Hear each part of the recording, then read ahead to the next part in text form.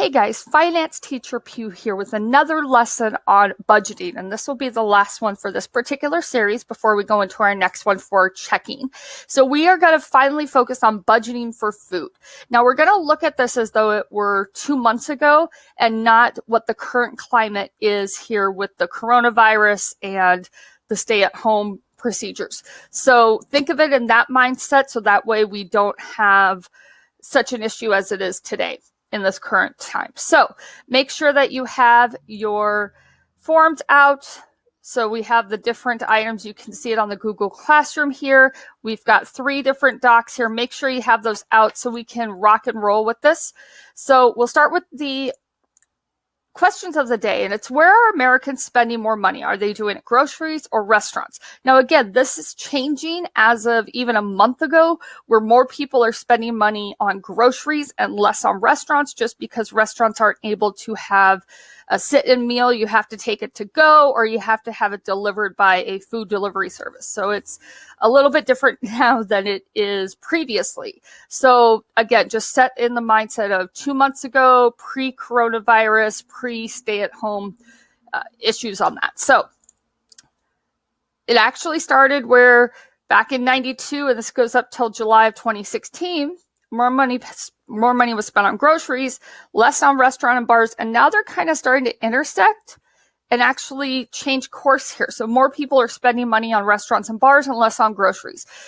Usually it's due to time constraints. We usually see that when people are having less time, so they need to go to the restaurants and bars, and they have less time to cook. So that's usually where that intersect comes in. And we'll talk about here in those follow-up questions.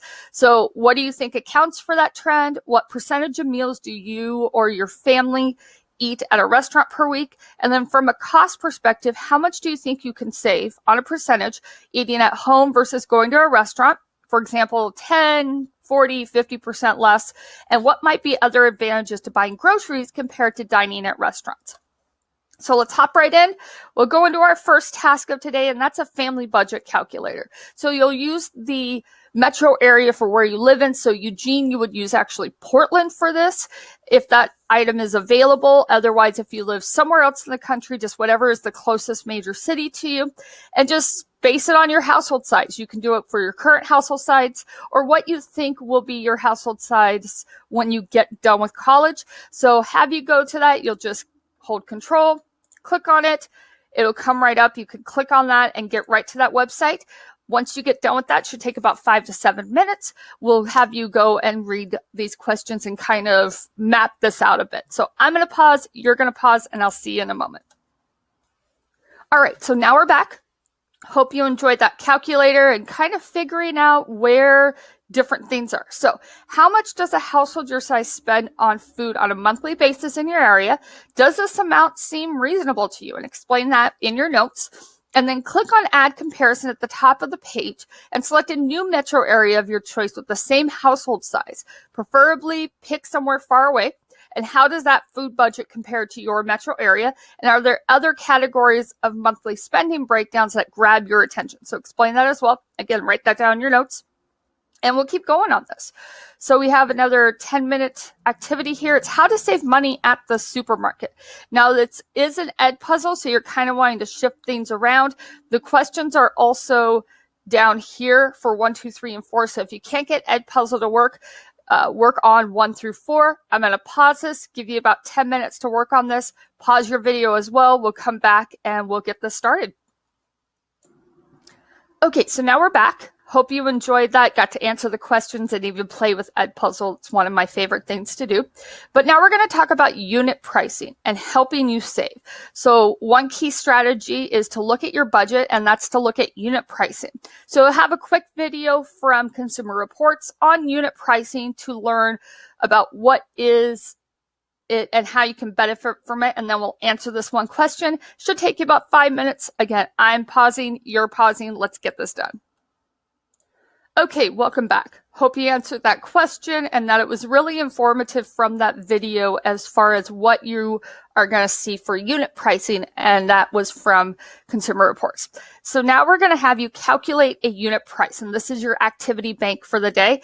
So use what you just learned about unit pricing and plus your own knowledge of budgeting and consumerism to answer these questions below. So you're going to go over scenario 1, scenario 2, and then in 1 or 2 sentences, describe the most effective way to use unit price in your grocery store decision-making process. So this should take you about 20 minutes. You can fill it out online, or you can print it, pause it, make sure you have it for your notes, because this really will help you in the long run. Pause, and we'll get to that exit ticket once you get this done. Okay, so now we're back. I really hope you enjoyed working on that and kind of figuring out with the 2 scenarios, the unit pricing and how that's important when you're doing your grocery shopping.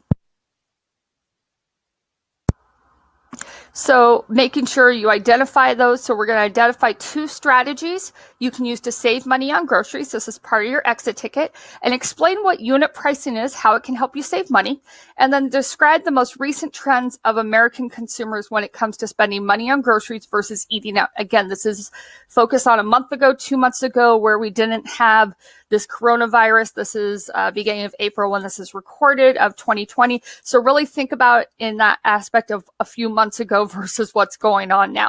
I hope you enjoyed this course and working on the material. Please remember to like, subscribe, share, and I will see you next time with our new unit on checking. Have a great day. Bye.